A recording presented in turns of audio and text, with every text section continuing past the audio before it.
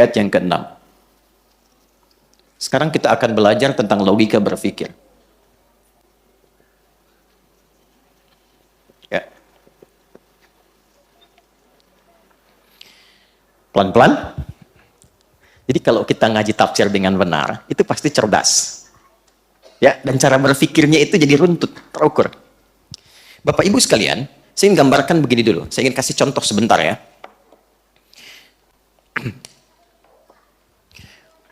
Anda bekerja di satu perusahaan. Kemudian ada pimpinan misalnya. Lalu pekerjaan Anda sudah berlangsung selama 5 tahun. Dalam 5 tahun itu, banyak pengalaman yang telah diberikan oleh pimpinan. Diberikan arahan, diberikan petunjuk, diberikan bimbingan. Setelah itu dicukupkan berbagai hal kebutuhan, diterangkan. Ini dampaknya begini, kerjakan ini, hasilnya akan begini. Ya, engkau kerjakan begini, yang didapatkan akan seperti ini. Sehingga pekerjaan Anda terasakan dari pengalaman itu. Dapat sesuatu, sukses berjalan. Kemudian, pada tahun yang ke-6, masuk awal tahun yang ke-6, mulai ada arahan pimpinan yang Anda debat misalnya. Ya, ketika mengarahkan, kerjakan seperti ini ya, lalu Anda mengatakan, wah, itu nggak bagus demikian. Ya, boleh jadi nanti akan begini-begini. Itu nggak benar. Apalagi misalnya Anda menyangkalnya tanpa argumentasi. Saya nggak mau begitulah, ya. Saya nggak mau saja misalnya. Maka pimpinan mengatakan, bukankah 5 tahun yang lalu, yang ke belakang itu, kan sudah kamu rasakan kalau kamu begini, nanti akan seperti ini. Bukankah aku sudah berikan bimbingan kepadamu dan kamu rasakan? Bukankah sudah aku berikan nasihat kepadamu dan kamu mengetahuinya? Bukankah ketika kipas angin dinyalakan bunyinya mulai terdengar?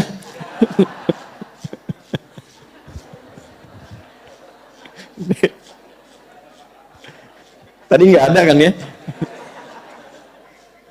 Bagaimana kalau dimatikan saja supaya saya nggak bersaing ya?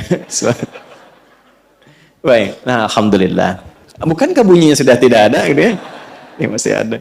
Nah, jadi pimpinan ini ingin menerangkan semua kontribusi yang telah dirasakan oleh bawahannya. Ya.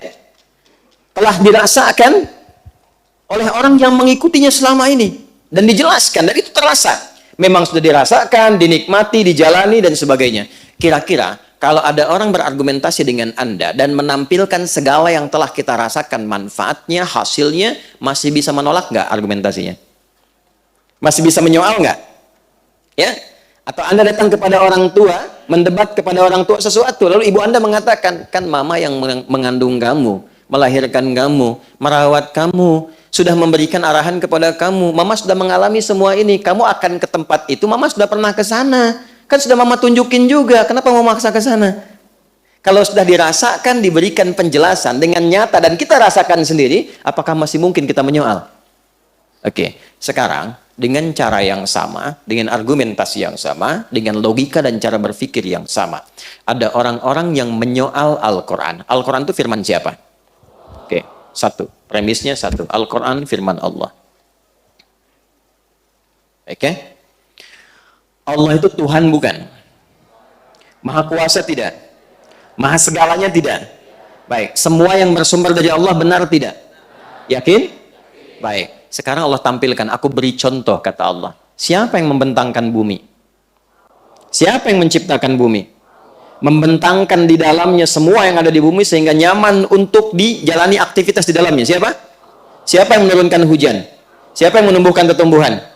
Kalau Anda yakin semua itu dari Allah, lantas kenapa Anda menyoal firman Allah? Maka dari itu, ketika ada orang-orang yang menyoal firman Allah dan disebutkan di ayat 1 sampai dengan 3, yang pekerjaannya cuma iseng nyoal, dan diingatkan di ayat yang keempat dan kelima, tidak mampu juga untuk meredam apa yang mereka lakukan, maka disentuh bagian terakhir. Yang pertama kan sudah bagian tertinggi di hatinya. Ya kan? Ya, diminta untuk mengingat kepada Allah kan? Nggak sadar juga, maka dicek. Sebenarnya orang itu berpikir atau tidak? Ya, maka diceklah kemudian sisi akalnya, intelektualitasnya. Jadi yang akan kita jalani dan kita dapati orang-orang yang seringkali menyoal itu kita akan bisa uji. Yang pertama, mereka itu satu, apakah punya keimanan tidak dalam hatinya, dalam jiwanya? Apa masih punya hati untuk bisa merasakan? Yang kedua, kalau yang pertama tadi konektivitasnya dengan Tuhan, masa iya sih ada hamba menyoal Allah, menyoal Tuhannya sendiri? Kan? Jadi ditanya, ini sebenarnya punya hubungan baik nggak dengan Tuhannya? Kan?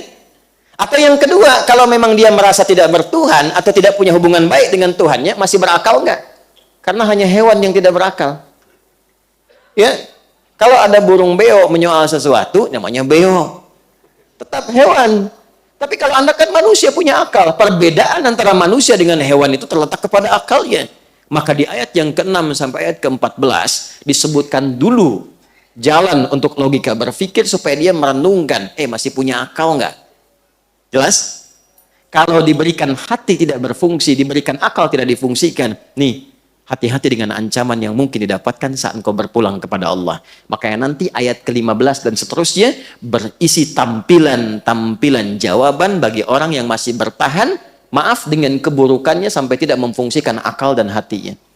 Jadi kalau ada orang beraktivitas, baik dengan lisannya, pekerjaannya, tindakannya, dan tidak menggunakan akalnya untuk berpikir dari apa yang ia kerjakan itu, mau korupsi, dia nggak mikir apa dampak dari korupsi itu. Mau mencuri, dia nggak berpikir apa dampak dari pencurian itu. Dan dia tidak menggunakan hatinya, nuraninya ketika mengerjakan perbuatan maksiat itu. Apa yang akan dia dapatkan saat dia berpulang?